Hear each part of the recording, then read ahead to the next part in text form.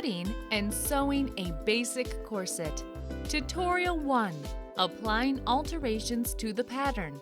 Marking defects on leather, transferring the pattern, duplicating the leather. I am about to start sewing a transformer leather corset. It is an underbust corset like in the previous tutorial. I will use the same patterns for the first corset apart from the two front pieces which need a little remodeling. The central front piece will be whole and not divided into two laced together halves like it was on the first corset. I will make several versions of this central panel so I can create new looks without sewing a new corset each time. The central panel will be laced to the corset. There will be laces at the back as well. It is enough to print out the two front patterns to adjust the model of the corset. I adjust their length after the patterns of the first corset. Trim away the seam allowance of the central seam because it will be a whole piece, and leave the seam allowances at the sides. I cut out the central front piece, piece 1, and pin it to the intermediate front piece, piece 2, aligning their sewing lines.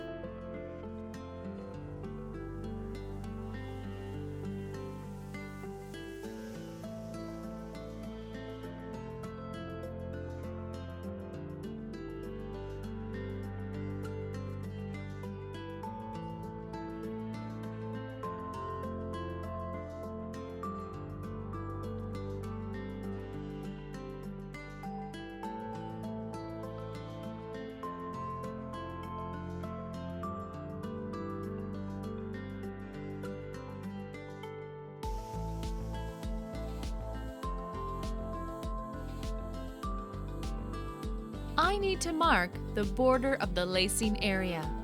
Usually, there is about 2.5 centimeters between the edge of the lacing bar and the edge of the grommet. I add another 1 centimeter to make the new intermediate front piece wider. I draw a lacing line at an angle to give the piece a tapered shape. This kind of silhouette will make the waist appear smaller.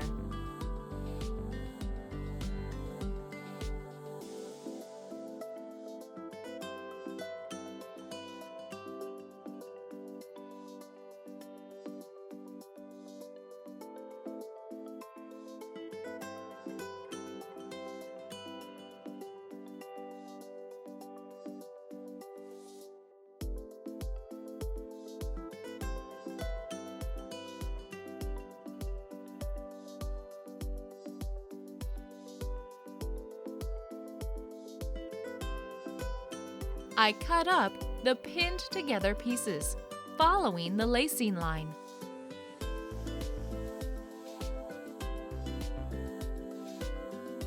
Now the front of the corset is made of two new pieces, the central piece with a fold line and an intermediate piece. All I need to do is add 1.5 centimeters for the seam allowances and for finishing the lacing area. I will glue additional sheets of paper to the patterns to extend them because it is a lot better to cut a garment with seam allowances already accounted for. Remember to examine your leather for defects before cutting the corset. I will need 2 hides to sew a corset with several removable central panels. I carefully examine each hide in good lighting and circle all defects with a silver leather marking pen so I can avoid them when cutting the garment.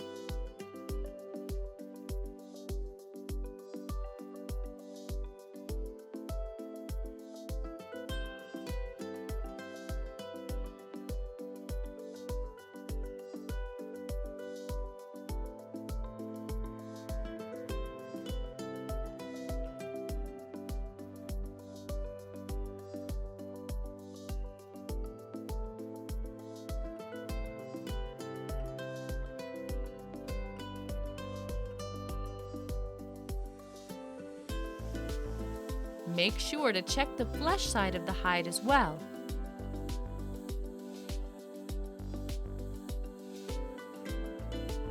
You might often notice that some areas of the flesh side are not smooth enough. It is best not to use them. Duplication fabric will come off such areas, which may cause air bubbles to form on the face of the corset.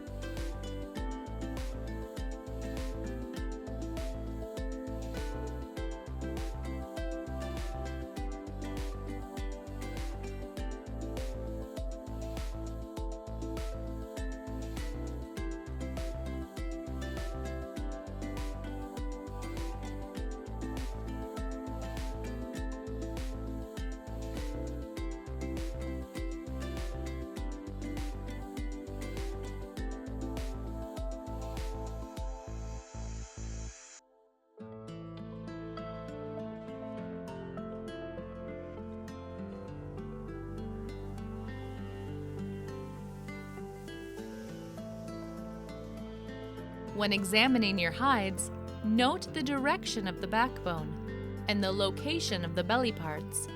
It is very important to account for it in the cutting.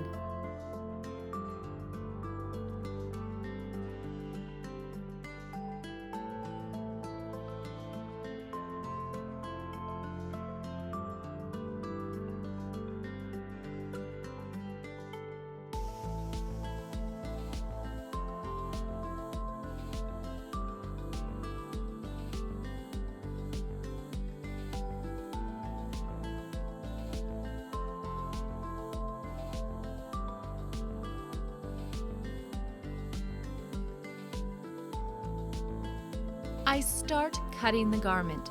First, I will cut one set of pieces and then cut the rest of removable central front panels.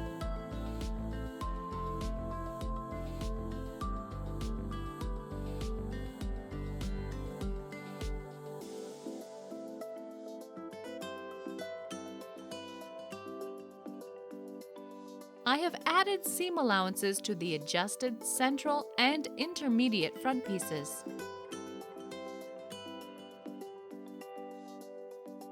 All other pieces are the same as in the corset from the previous tutorial.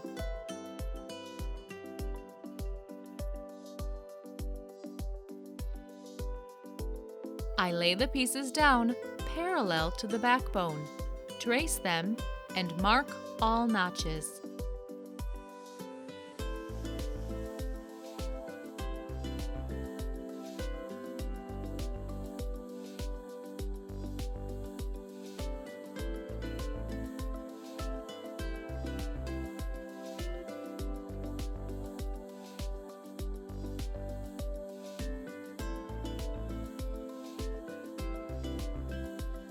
There are no ceinture notches on the central front piece because there will be no ceinture on it. It is a purely decorative piece and there is no need in additional reinforcement. I will simply duplicate it with iron-on fabric.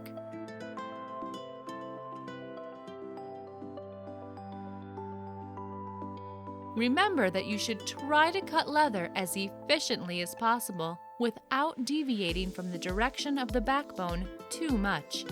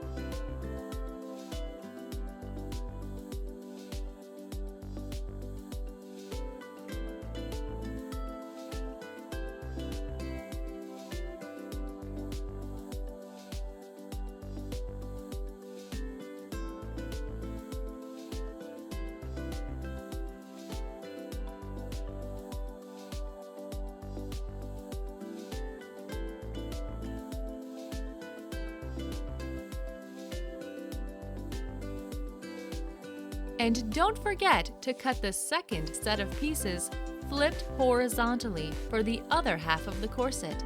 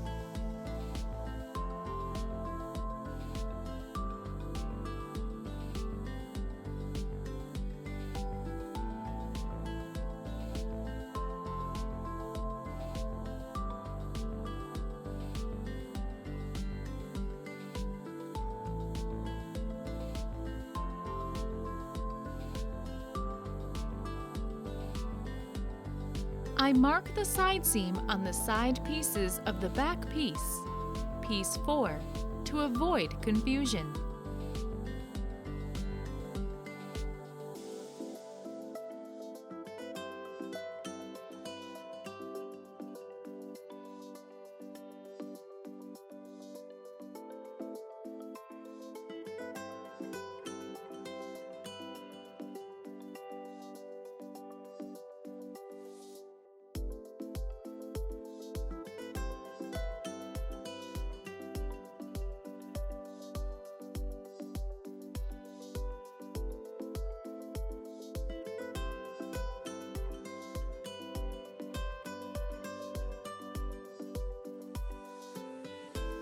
Next, I duplicate the corset with iron-on batiste. It is done the same way as on the previous corset. I remove the excess of leather to spare the iron-on fabric. I always step about 0.5 centimeters from the marked lines when cutting leather.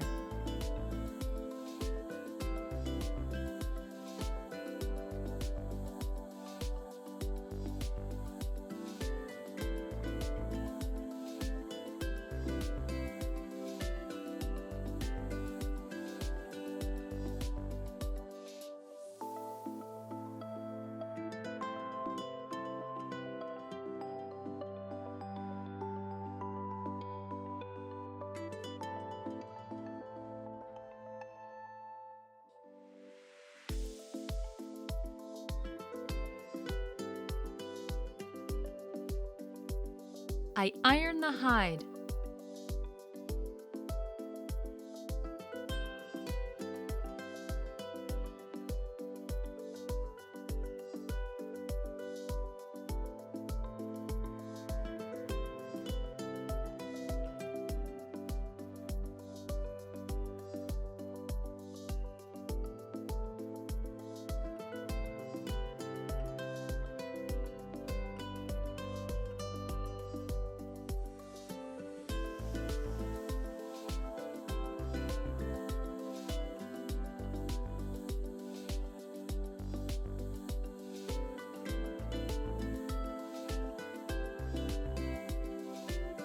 And then I fuse iron-on batiste over its flesh side.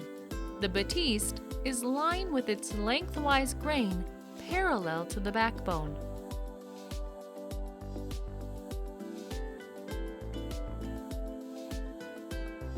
I set the iron temperature to wool.